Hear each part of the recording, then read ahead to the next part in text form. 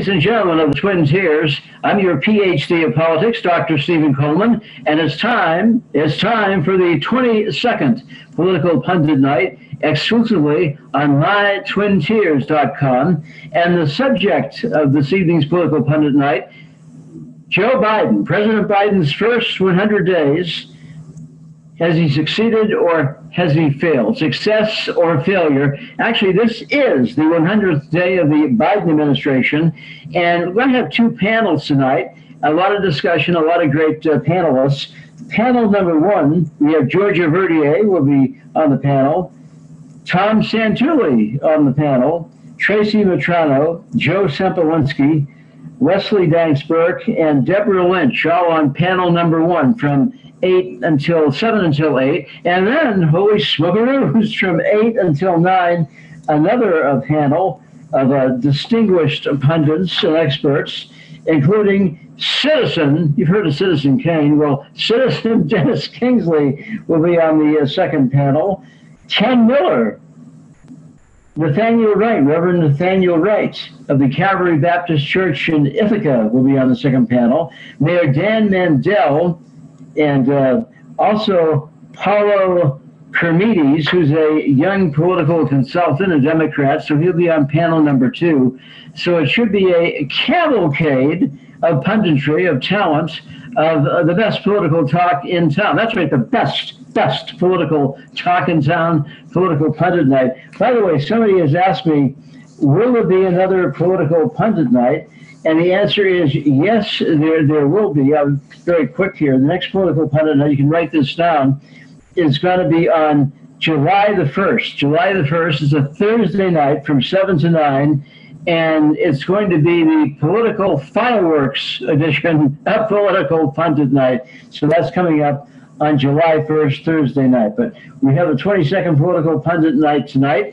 And to start, ladies and gentlemen, the invocation, the Reverend Lori Thornton of the Friendship Baptist Church in Corning with the invocation. Reverend Thornton.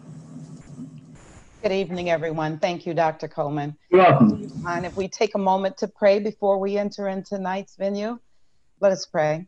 Heavenly Father, thank you for the gift of this community where we live and we work. Thank you for an opportunity to gather together virtually. Just as we see requested in the book of Isaiah, I ask, Lord, that you allow us to come now and reason together. We ask, Lord, that your presence be evident here tonight. As each panelist shares what's in their hearts and what's on their minds, I pray that you, God, are the foundation on which each comment is formed. Teach us, oh God, how to peacefully and respectfully disagree. We pray, God, that the fruits of the Spirit be evident here tonight. Help us to hear with your ears, to see with your eyes, to speak with your tongue, but more importantly, to love each other with your heart. We ask these blessings in Jesus' name. Amen.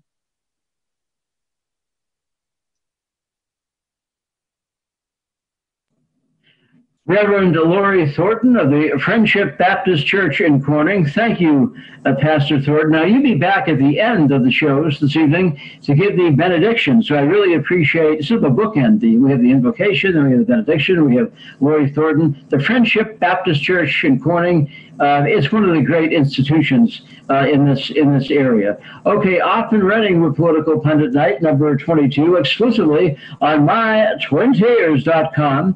And Georgia Verdier, usually on these shows, you start out.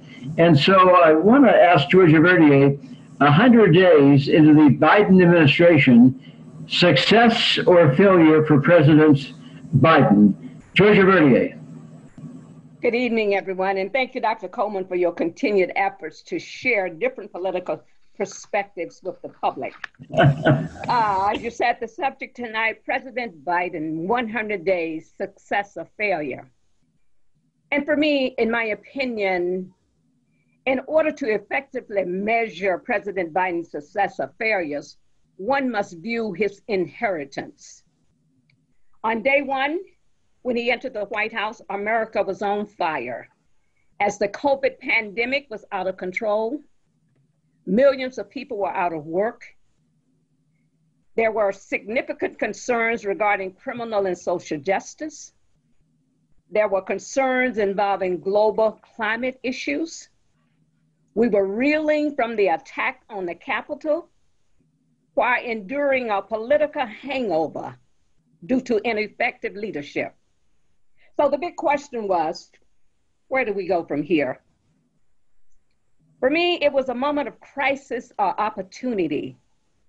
President Biden stepped up to the furnace and is significantly calming the flames in spite of political resistance. He has surpassed his set goals for COVID vaccinations. The economy is rebounding, together with provisions for for financial release for families. Some positive steps are being made in regards to addressing a balance between social and criminal justice. And there's a strategic focus on climate change. Therefore, many of us are beginning to feel more hopeful in what was becoming a hopeless America. I initially stated that America was on fire and the president stepped up to the furnace and calmed the flames. However, the border crisis fire is still burning. Therefore, immigration reform remains an issue that is being addressed, but must be further explored. And those are my comments in terms of success or failure. Thank you, Georgia Verdier.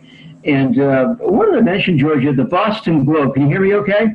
Yes. Yeah, the Boston Globe this morning ran a story about the speech last night, and it said the bulk of the speech was spent talking about three different big spending bills: COVID relief, infrastructure, and the American Families Plan.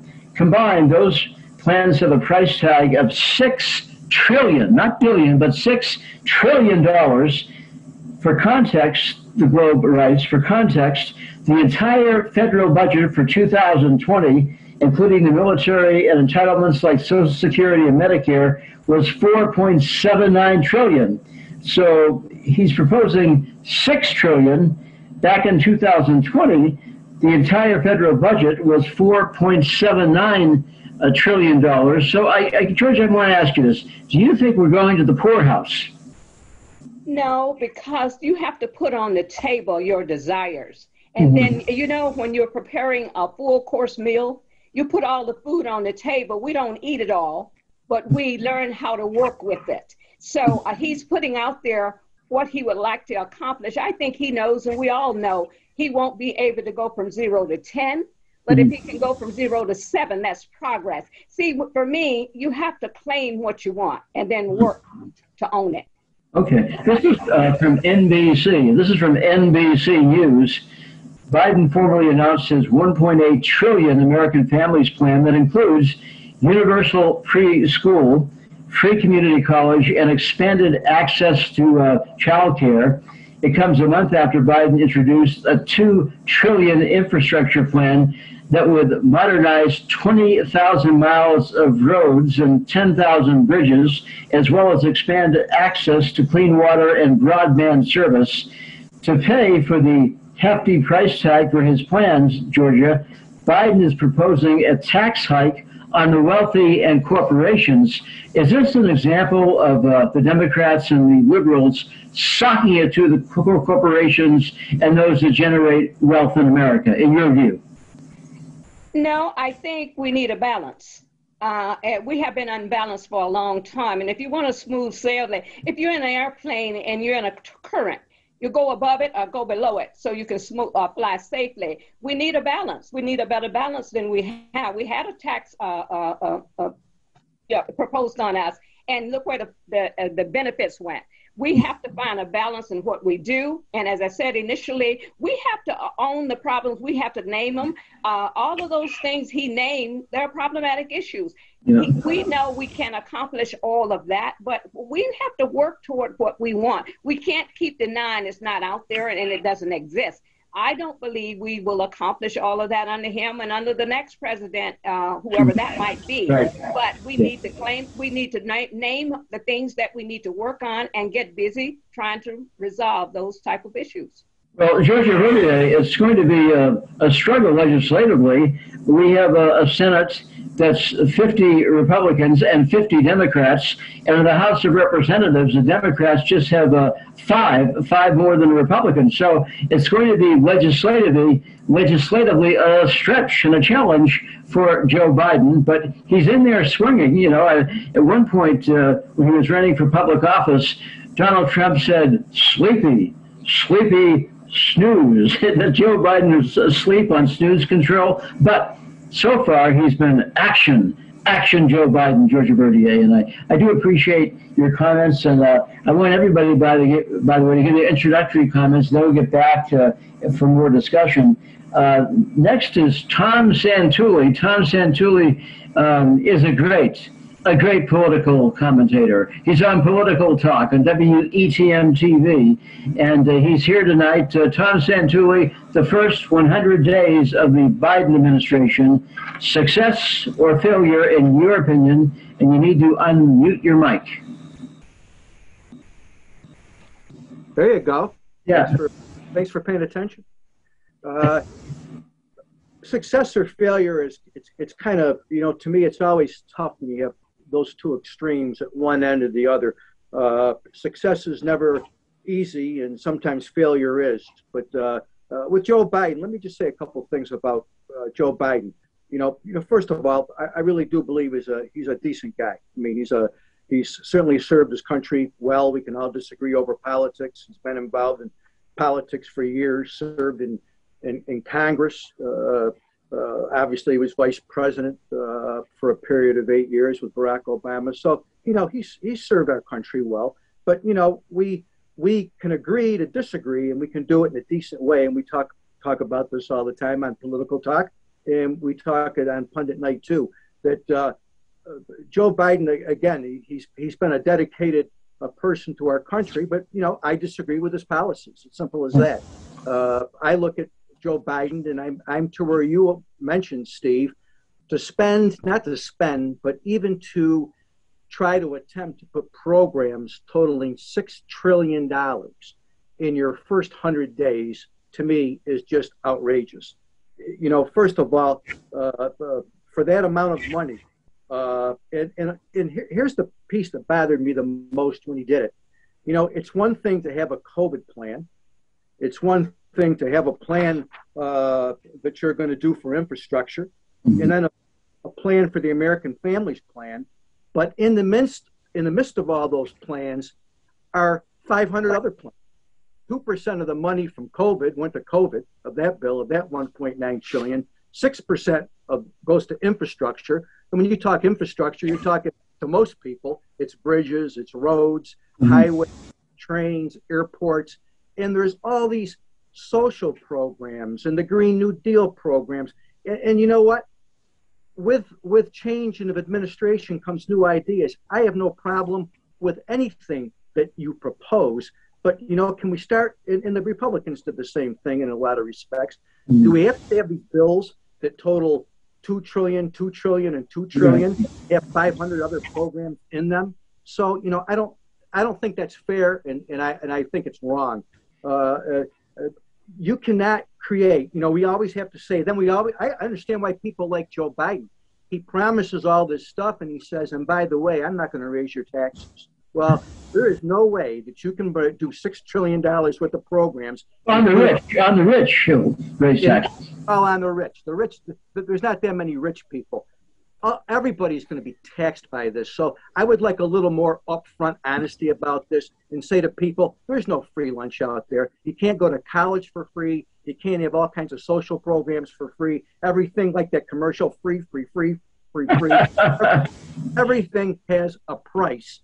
And I just think we need to be a little more credible. You know, when Alexandria Ocasio-Cortez, and I will stop when I say this. AOC, when she said we thought he was going to be a fiscal conservative, we were a little nervous, but 2 days ago she said he has put up more money than we ever could have imagined. Oh, yeah. Bernie must have been insulted because I think he always thought he was the biggest dollar guy. But when she said that just shows you for a guy who claimed to be a middle of the roader, he's really leaned to the left. Yeah, Tom Santooli, I was watching TV late last night, and there was a guy that looked like you exactly that was analyzing the speech that Joe Biden gave last night to a joint session of Congress, and that was you, Tom, and you gave him Joe Biden a C plus. Don't you think that was an inflated grade? Shouldn't you have given him a D or a D minus? Well, Weren't you generous? I'd have given him a C minus, but here's what happened. They actually had us do that before he gave the speech. So I had to be fair. Now, listen, I want to say this. I thought Joe gave a good talk last night. The president gave a good talk last night. My problem was what was in the talk relative to being more realistic, and so, I have no bones to pick him about what he said. I thought he did a good job. Yeah. It's the product itself. Right. This is the 22nd Political Pundit Night, live on mytwintears.com. Thank you for joining us. I want to thank the executive director and producer of Political Pundit Night, Randy Reed. Also, a number of folks at WETM TV and mytwintears.com. Thank you to Joshua Kramer, George Stockberger, Dave Sorensen, James Carl. Again, it takes a lot of folks to put takes a community, takes a village to put on a show like this, and I'm really thankful for all the folks. Okay, Tom Santooli has weighed in. I know Tom will be weighing in again. Next, Tracy Matrano. Dr. Tracy Matrano is an educator. She has been a candidate for Congress a couple of times as a Democrat. She's here tonight. Tracy Matrano, the first 100 days of the Biden administration. In your view, success or failure?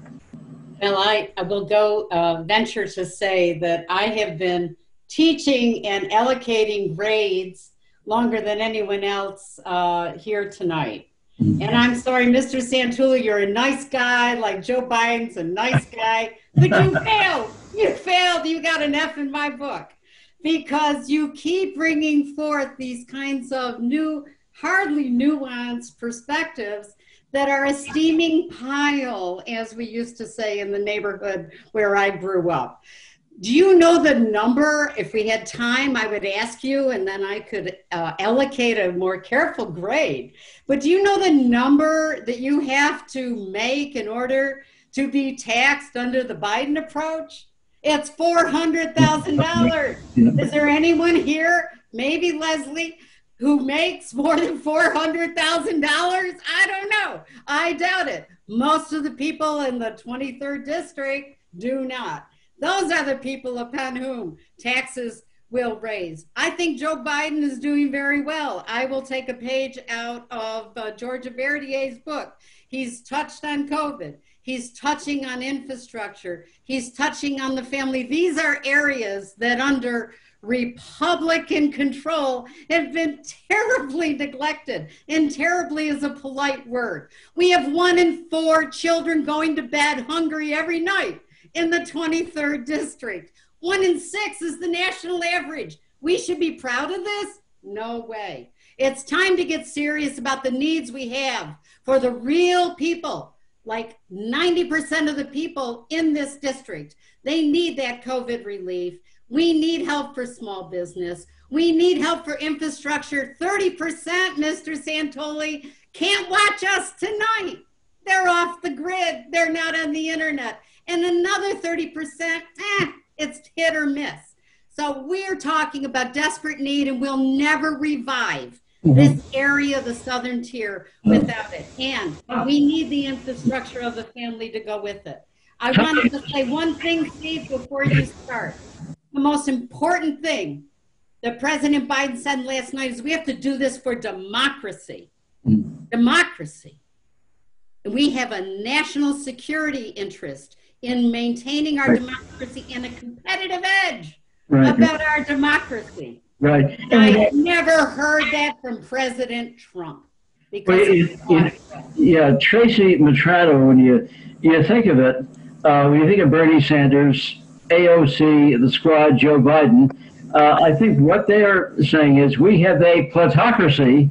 It's of, by, and for the rich, and now it's time for a democracy. And those that are making lots and lots of money should start to pay their fair share. Now, Tom Santooli, Tracy Matrano has some things to say to you.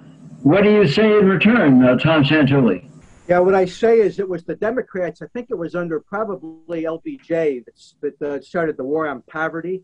And all we did, I worked in that field. You know what we did? We created poverty. We created more poverty. We created more dependence upon government. So quite frankly, that Democrats did a lousy job on their war on poverty, and that's where we are today. Listen, my problem, I know the $400,000 a year. Believe me, that will go away. And everyone, listen, you can't, $6 trillion, anybody that can add 2 and 2 to get 4 knows that it doesn't work. And you know where you get your money? You're going to take it from everybody else, whether it's less jobs or more taxation. There's no free lunch. This idea that we're going to, big government's the answer to the entire world because we're too stupid to figure anything out ourselves. Hey, big government hasn't worked. Socialism hasn't going to work. His plans aren't going to work. Okay, I can't wait to speak. I think the real issue that we have, Mr. Santooli, is a policy issue about what degree of government helps and what parts should be left out. I agree with you 100% there. You know what the great thing about this is? President Biden's remarks, we're actually talking policy tonight. Mm-hmm. And all we talked about under Trump was personality and BS. And all I ever did running against a Trumpite was have to fight his $1 million campaign against a straw man candidate about which he lied, was histrionic and fear-mongered. So let's be serious and let's talk policy because I think your point's well taken. And so here it is. How much money do we need to fix what the Republicans have starved this district of? And that's where we need Tracy, you're making a lot of good points, although this is frankly not about your campaign. It's about the general tone. It's representative of what has happened in this district under Republican rule. Tracy Matrano on Political Pundit Nights, exclusively on mytwintears.com, Political Pundit Night number 21. And at this point, I want to go to Joe Sempolinski. Joe Sempolinski is the Steuben County Republican chair. Hi, Joe. Good evening. How you doing? And question, Joe. 100 days into the Biden administration, success or failure for Joe Biden? So first of all, I want to let everybody know I'm in the lovely mobile studio here, which is my car, because I was double booked. I'm actually in lovely Yates County rather than Steuben County. I was up here for a Republican event, but I am not driving. I'm stationary, just so everybody be safe. So I was thinking this afternoon about all the things that President Biden has done and not done, and I'm going to come down, I think, not shockingly, on the side of failure on this particular question. First and foremost, and we've had a lot of back and forth on this, is the spending that has already occurred, the spending proposals that are out there. $6 trillion is an insane amount of money. You put it in the context compared to the existing budget.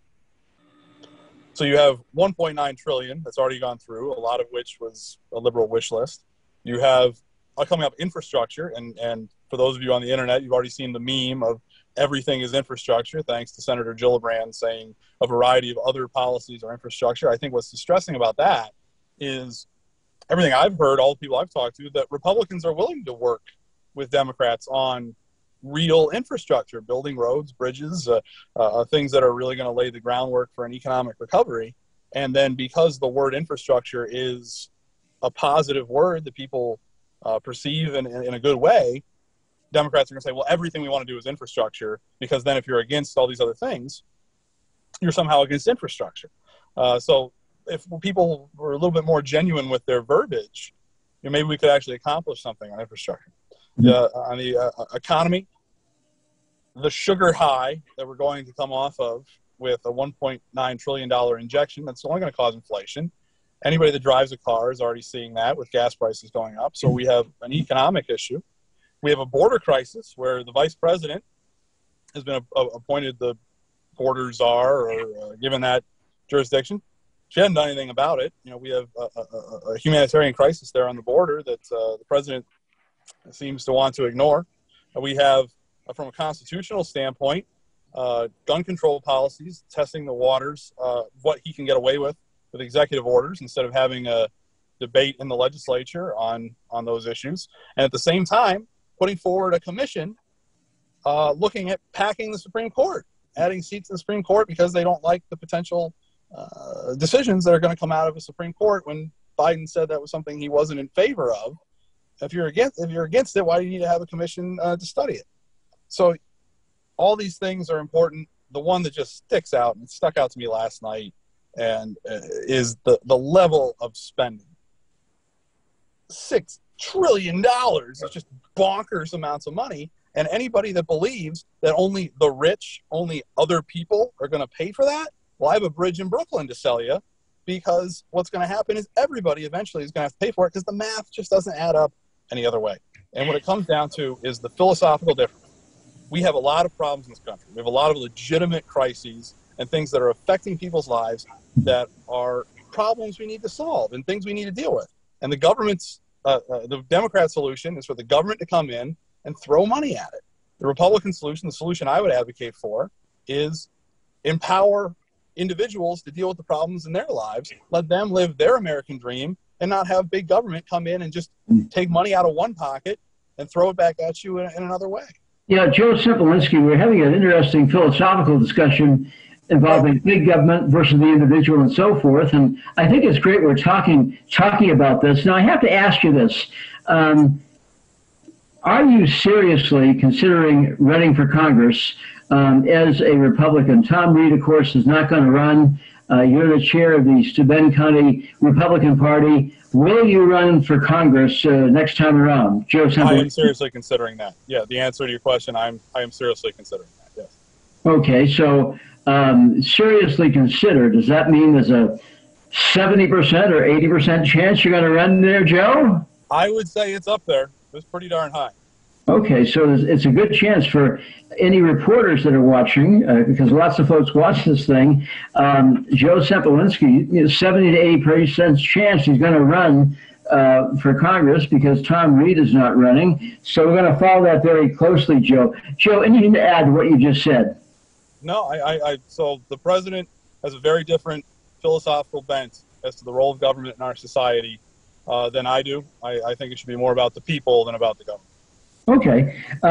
Next, in terms of the 22nd Political Pundit Night, we have the best group of pundits in the business. The best in the business. No one can really dispute that. Leslie Danks Burke, the founder and CEO of Trailblazers Political Action Committee. Leslie Danks Burke is here. Leslie, 100 days into the Biden administration, a success or a failure in your view, Leslie Danks Burke? Resounding success, and here's why. We've heard folks divide along party lines here across the spectrum in this conversation as we've gotten started, and Joe Biden is leaving all that garbage behind. This is not about Republican versus Democrat. I remember sitting across from Tom Santooli in the WETM studio for over a year and a half. I was a political pundit on WETM for 3 years running, and I think Tom was there with me for a year and a half of that. Steve, you were there with me for the first part of it. And we found ourselves agreeing more often than not. And that's how most Americans find themselves. There is no doubt right now that the partisanship that is fueled by ratings and by the effort to make money off of disagreement is dividing America in a way that we as Americans need to stand up against. If we stop talking about Republican or Democrat, we can recognize as a community that most Americans agree wealthier citizens get more liberty and justice. No doubt about that. If you have more money, you get more liberty and you get more justice in this country. The left and the right can agree on that. Government spends inefficiently. There's no doubt about that. You look at our school systems, you look at our bridges and roads, you look at any government program, it's spending inefficiently. No doubt. Americans can agree across the board on that. And fixing corruption fixes everything. We can agree on those things. And if we can agree on those three principles and we can stop casting blame at each other based on Democrat or Republican, it is amazing what we could achieve. And Joe Biden is stepping up to lead that charge. And he made that abundantly clear last night. Mm-hmm. Leslie Danks Burke, you're the founder and CEO of the Trailblazers Political Action Committee. Will the Biden administration change how you operate in terms of your PAC, or is it going to be the same thing? Anything that you're going to change? Absolutely not at all. I think that 2020 showed us very clearly that local governments are key to maintaining our democracy. When you see dramatic instability at the top, like we saw in 2020, we saw the whole show come crashing down in 2020 at the top. We saw COVID mishandled. We saw an insurrection on January 6th where Americans were trying to storm the Capitol to undo the results of a Democratic election. When you see those sorts of challenges issuing from the top, you know that America survives because of our local governments. We had local office holders stand up to the federal government across the board, make sure that those ballots were counted, make sure that every citizen's vote was counted, make sure that no individual office holder was going to flip a switch and steal an election. That to me says our local municipalities are going strong. I am furious myself with Donald Trump and how he starved and attacked our local governments across the board during his 4 years in office. And I do want to also note from a spending perspective, he starved those local municipalities at the same time that he blew the federal debt up by 36%. He blew the ceiling out of the debt in a way that no president before him has ever done it. So when you're talking big spenders, the first guy on the list is Donald Trump. Okay. Leslie Danks Burke, thanks for your viewpoints. By the way, everybody else is going to have a chance to come back. Maybe you're speaking and you say, oh, I have another thought. Well, you can share that very, very soon on Political Pundit Night, number 22, coming to you exclusively on mytwintears.com. Now, next, Deborah Lynch. Deborah Lynch is a member of the New York State Democratic Committee, and I'm happy to say that Deborah is here once again. And Deborah Lynch, 100 days into the administration of Joe Biden, success or failure in your view, Deborah Lynch? Well, I'm taking a much more conservative approach. I'm glad to see the momentum and the way things are going. The most impressive thing for me was the rejoining of the Paris Climate Agreement, because as you know, I always take my first concern is climate change, and that was a bold first step, but I hope and I pray that it will be one of many steps. I know that in his infrastructure bill, climate change is being addressed and alternative energies are being put first and foremost, but we don't have a choice. And I'm hoping that we'll see more action on that. I know that he when he took office, I can't think of a presidential turnover that had more negative issues to deal with in the last, other than the Great Depression, which I would argue we were, and probably still are, close to something very similar to that. I actually went out and did a thing for the Horseheads Historical Society, interviewing small businesses and how it was being impacted. And these people were in tears, people that had been in business in this village for 40 years. So he had no choice but to come out with the package that he came out with and try to save these people, like literally save their lives. I had one woman tell me she was suicidal that had been in business for 40 years. So, you know, yeah, we're spending some money, but we have to. We have to save people's lives. We have 500,000 people living on the streets, for God's sakes. Many of them military, which, by the way, we spend more on our military than the next 10 countries combined. So, you know, don't sit back and point fingers and say that it's just the Democrats that spend money, because that's just false. Absolutely.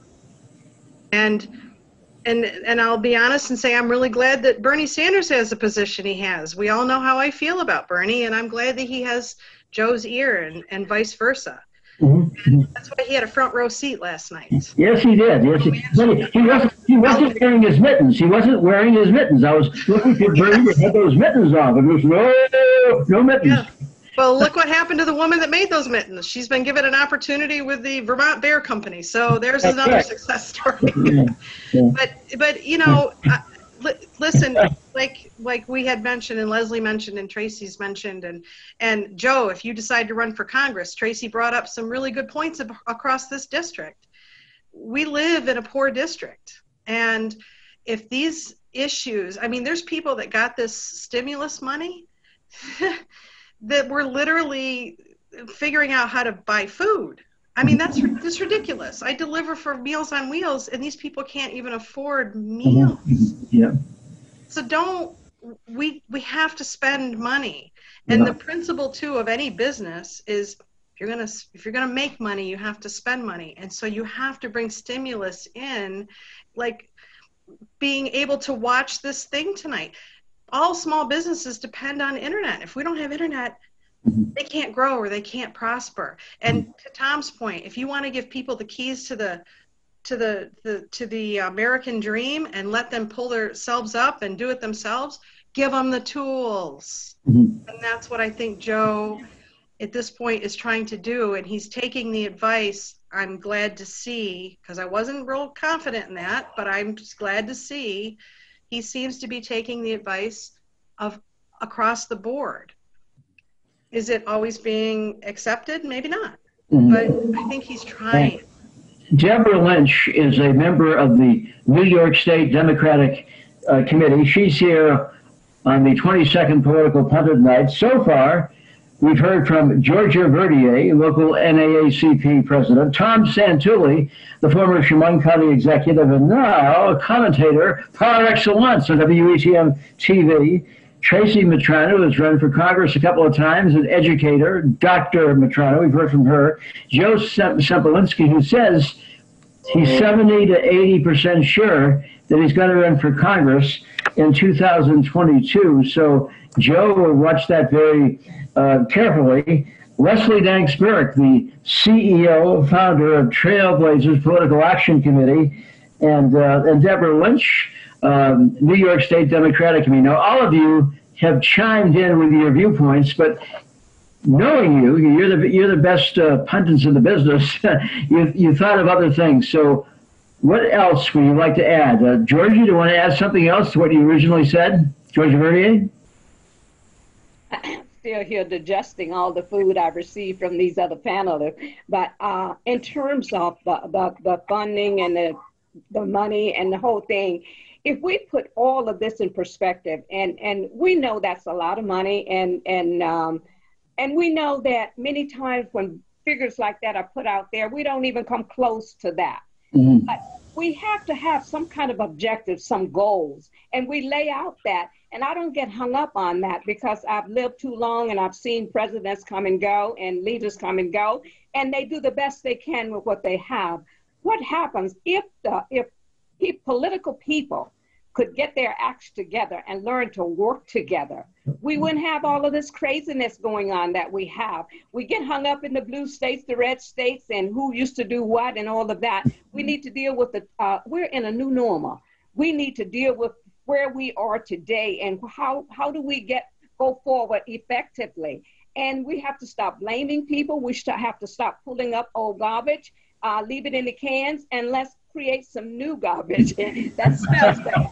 And so I just think we can get to a place where we can just look at today and decide, where do we go from here to be the best country in the world? And we have the resources, we have the people, we have what we need to be better than we are.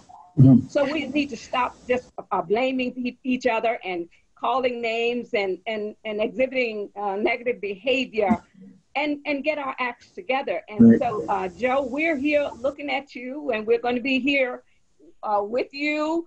And you're hearing a lot tonight, and we're going to be looking for you to be one of those new leaders who are going to help clean up some of this debris. The water is getting polluted, and it's time to clean up the rivers. So we are hoping that you will come on board and you won't get caught up in the blue states, the red states, and yesterday's craziness. But you will come with what you know today, what you're hearing today. How can I be the best leader I can be for this district? That is, if you win. So it's a learning time for all of us. So I'm hoping, because we're here and we'll be voting, we're the voters. So when we vote people in to go to Washington or go to Albany or wherever, they're supposed to be representing us. And we see, we get lost in the shuffle. Many issues we put on the table and ask you guys to take it to the table in Albany or Washington, it gets lost and it becomes an individualized thing rather than speaking for the people. So we're hoping that we'll get to, you talk about individualism and us working together and learning to be individuals and all. We need for you to realize, all of us to realize that when we're leading, and I'm not a political leader, but I lead in the NAACP, and I think about the people I'm leading. I get feedback from them. I take the negative and the positive, and I try to help pull it together so we can have a win-win situation. Because it's not about me, it's not about you, it's about all of us and having a better country. Georgia Verdier, make sure, folks, you mute your mic when you're not speaking. Georgia, you are a community leader, president of the local NAACP, Elmira Corning branch of the NAACP. You've been doing it for years. Congratulations for everything you've done for the community. Again, people are chiming in on Joe Biden, the first 100 days, success or failure. A lot to talk about. Tom Santooli, you have anything to add to your comments earlier? You know, I just want to make sure that people don't, when I speak or about politics in general, and Leslie's right, we used to agree on a bunch of stuff. I look at politics in general as you know, tonight we talked about Joe Biden. Want to have a conversation about politics in general? How about the Congress has anywhere from 18 or a 22% approval rating at any one time, and it doesn't seem to bother them, whether you're a Democrat or you're a Republican. My problem is not when we give money out in stimulus. It's those very people that you talk about that need the money to buy food that Deborah was talking about. Yeah, that was only one small fraction of people. I had friends that got this money. They didn't need it. They ran out and bought a flat screen. I went to get my car detailed and I couldn't do it for 2 months because so many people with stimulus checks were getting their cars detailed. His business was off the Yeah. The problem, we don't take enough time to spend to make sure the money that we spend gets to the people who really need it. That's a lot of waste when it comes to the federal government and money and so forth. And Leslie Danks-Burke alluded to that earlier and all that. So Tom Santooli, now Tracy Matrano, you had some things to say to Tom Santooli earlier. You just heard him again. What say you, Tracy Matrano, Dr. Tracy Matrano? Well, the overview is that I agree with Georgia Verdier very much. These are proposals in the old way that Congress used to work before it got into these straw man personal attacks that it sounds like we're all against. And wouldn't that be a great step forward to get away from politics that are of that adolescent ilk and move back into a policy venue where we can really bear down on some of these fine points. We needed help with COVID. We need help with infrastructure. We need help with families. I wish there were more coming out, but I understand politically why there's not about healthcare. I wish there were more coming out about immigration, but I also understand that that is a very big issue and one that can't be fixed in 100 days. I appreciate very much the advances that the president is making in climate. It was a little bit surprising. I would agree with Deborah Lynch on that. I was surprised and gladly surprised to see him come out. I also think we need to mention the important work that he is pushing forward in Congress, and there is a lot of bipartisan effort right now on racial justice. Because, Democrats at the level below the president took a huge hit with the way that the Republicans presented position on this, including in this district, but we have a bill that is going to help, and it is getting bipartisan help right now, and we got to get it passed. We have to get the George Floyd Justice in Policing Act passed, and we've got bipartisan support for it. But I know you've got limited time, so let me end with this. Bipartisanship is not Joe Biden coming forward. And I think that Georgia has hit the nail on the head. It's a negotiation. If you come up with $2 trillion, you're thinking, well, then they're going to say this, and then you're going to come at some point. Joe Biden himself has said, I'm a 70% guy. But we will not be able to do that if the approach Republicans take is to say, our position is this, we're not going to move. And then you're not bipartisan unless you agree with us. And I'm afraid that is where I have seen Republicans in the federal government. Thanks. Tracy Matrano, got to ask you this. You've run for Congress of the United States twice, Dr. Tracy Matrano. That's sweet. You don't have to. Is there any way you're going to run a third time for the Congress as a Democrat? Anyway. No, sir. But thanks for asking. Okay, even by popular demand, because we have somebody coming on next, want to bring him back, who's a 70 to 80% sure he's going to run for Congress as a Republican in 2022. None other than Joe Sempolinski, the chair of the Steuben County Republican Party.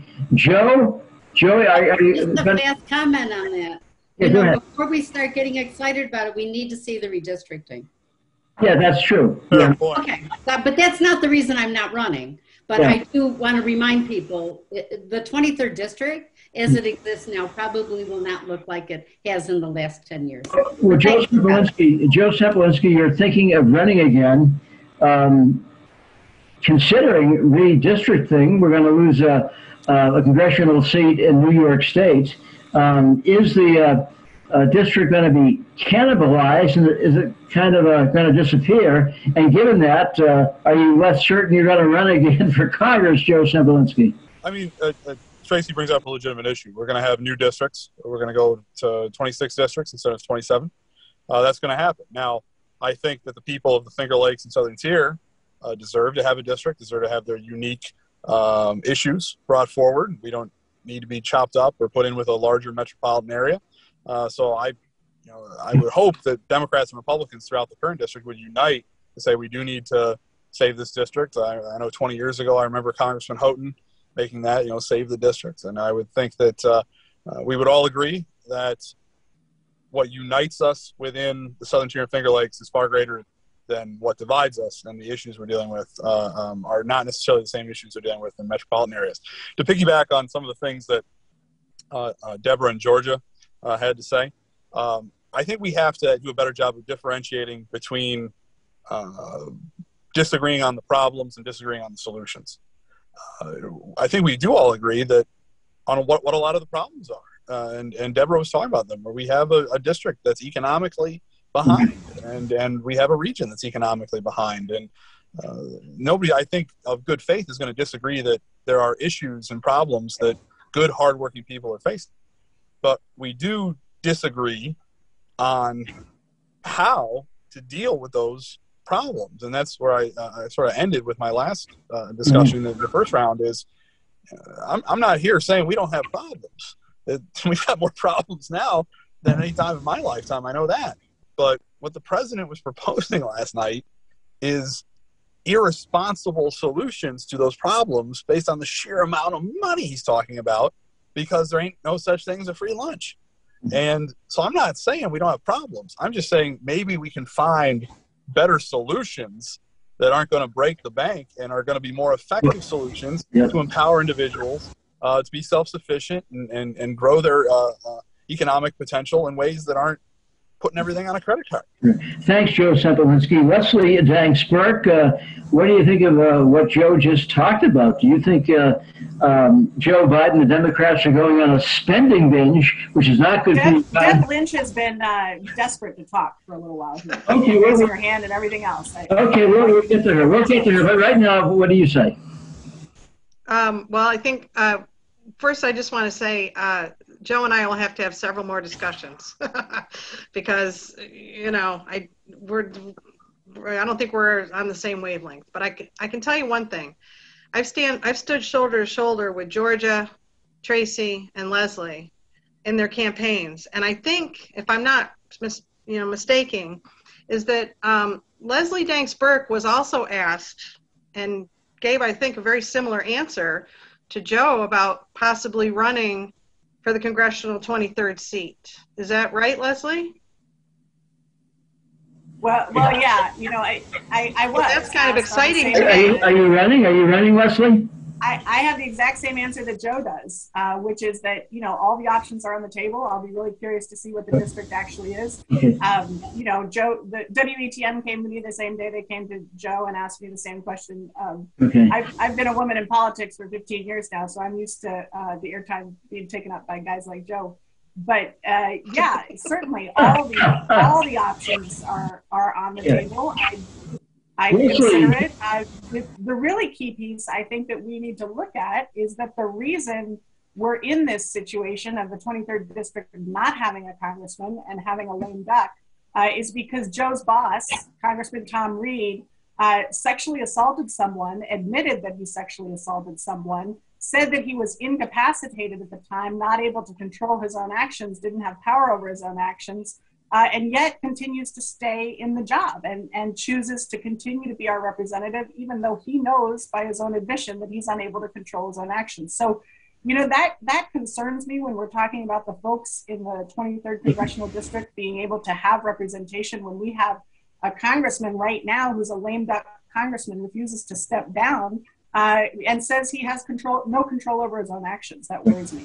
Leslie Danks Burke, Joe Sempolinski, 70 to 80% chance he's going to run for Congress. You say you're sort of in the same boat as Joe, which means 70 to 80% chance you're going to run. Another person, by the way, who's seriously considering running for Congress is Chris Moss, the current Chemung County executive. So he very well could officially throw his hat into the ring. By the way, Joe Sempolinski, Leslie Danks Burke, do either of you officially want to announce that you're running for Congress this evening? Well, there's no district right now, Steve.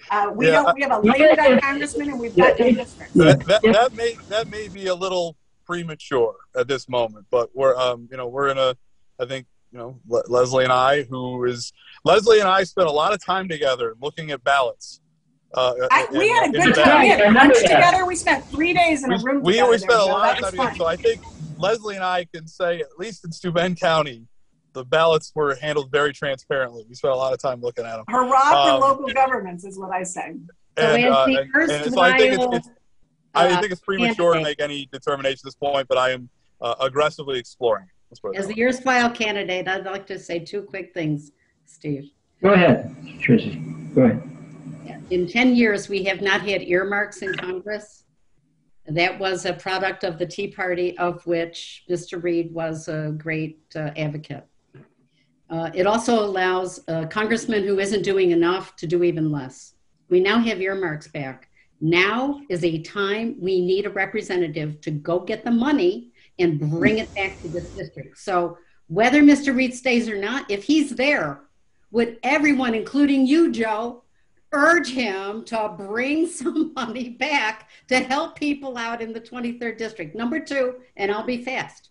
I challenge you, Joe, if you are the candidate and as a representative of the Republican Party, stop the straw man lies, histrionics, the bricks, and the fear-mongering, and run a campaign on policy, just the way that Steve Coleman is trying to direct the conversation tonight. Just what Mr. Santooli said. Let's talk about how much government, what kind of government, how are we going to get this right? Stop creating straw men candidates and throwing $1 million into advertisement to ruin that person on lies, histrionics, and fear-mongering. I challenge you to that. And that will be worthy democratic politics. Joe Sempolinski, do you accept the challenge from Tracy Matrano?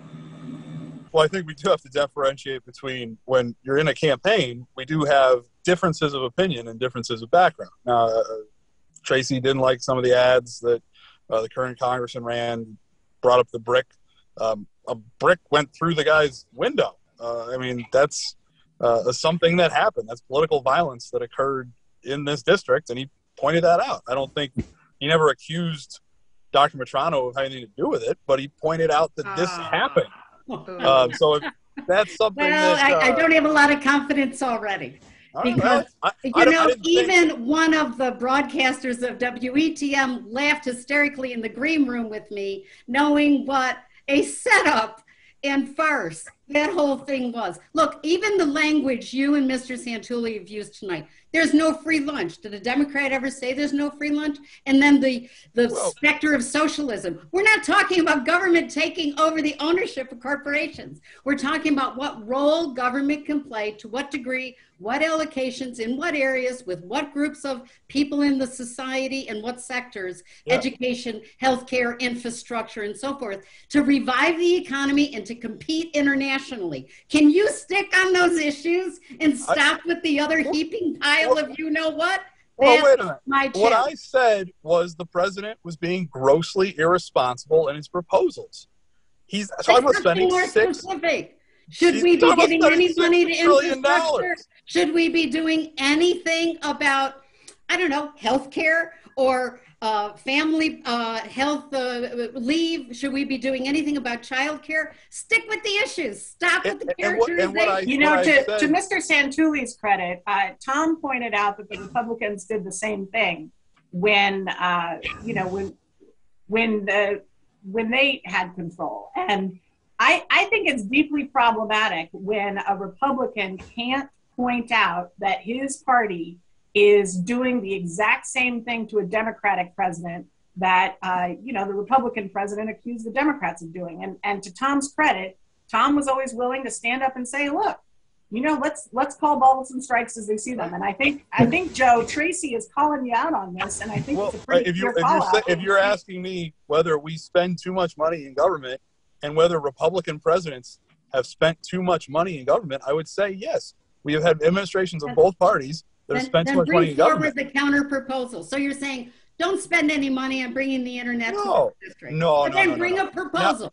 How about health care? What did your congressman do in terms of bringing in a... Joe, let's give Joe a chance to answer. Joe, can you answer Tracy? Joe, you answer Tracy Metrano. You're saying literally the exact opposite of what I just said. What I just said was we have legitimate problems in this district and in this country, and we have to work together to solve those problems. I also said spending $6 trillion we don't have is inherently irresponsible. That was bastardized platitudes and not to mischaracterize them. I have some good news. I have some good news for the panelists. Good news for the panelists tonight, Tracy. Good news for the panelists tonight. There's a tradition on Political Pundit Night. If you're on Political Pundit Night once, you're on it again. So Joe Givernier, I look forward to seeing you again on Political Pundit Night, along with Tom Santooli, Tracy Metrano. I want you back here. Joe Sempolinski, Wesley Dykes-Burke, Deborah Lynch, and this is the 22nd Political Pundit Night. The 23rd Political Pundit Night will be July 1st, and that's going to be the political fireworks edition of Political Pundit Night. And considering the robust discussion we've had here this evening, there will be political fireworks and discussion on Thursday night, July the 1st. We're going to very quickly go to the second panel. Anybody on the panel right now, 30 seconds to make a final comment. We're going to segue over to the other panel in just a moment. So any final comments? Tom Santooli, Tracy, Deborah, etc. Well, myself, if you don't mind real quick, my mother, Ruth Young, is unable to be on the next Pundit Night because she's not feeling well, Dr. Coleman. And I'm sure that Leslie would like to continue this conversation, maybe if you're willing to let her be on the next one. Yeah, absolutely. Absolutely. This is a great panel, and I have the best team of political pundits in the business. There's no question about that. Everybody says, yeah, that's true. No question about that. So anyway, the 22nd Political Pundit Night, we've had a great panel. I want to thank Randy Reed, the director and executive producer of Political Pundit Night, also at WETM TV, Josh Kramer, George Stockberger, Dave Sorensen, James Carl. Political Pundit Night, it was where we have the best discussion in the political discourse. They say it's political discourse at its best when you're watching Political Pundit Night. Now, coming up, we're going to be segueing to the next panel. Coming up in the next panel, we have a group of very distinguished folks, and thanks again, everybody. Dennis Kingsley, you've heard of Citizen Kane. Well, Citizen Kingsley is coming on. Ken Miller, former Republican member of the Chemung County Legislature, will be on. The Reverend Nathaniel Wright of the Calvary Baptist Church in Corning, I should say in Ithaca. Dan Mandel of Maryville, Elmira. Ruth Young could not make it tonight, but I know she'll be back in the next one. I hope she feels better. And Paulo Cremides, a young gentleman who's a Democratic strategist. So this is the 22nd Political Pundit Night exclusively on mytwintears.com. And it's time, let's see here, from Wesley Danksburg to everyone. Thank you for the gracious invitation, Steve and Deb. But I'm not able to stay. Well, actually, the people on the first panel don't have to stay because the second panel is coming on. Everybody did a great job. And Deborah Lynch did ask me before the first panel if she might stay for the second. And the answer is yes, okay? But thank you, everybody, so much. You did a great job.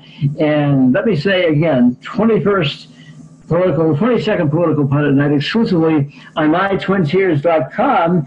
And we're going to take a 5-second break, a 5-second break, which is an eternity on the web, so we can go over to the next panel.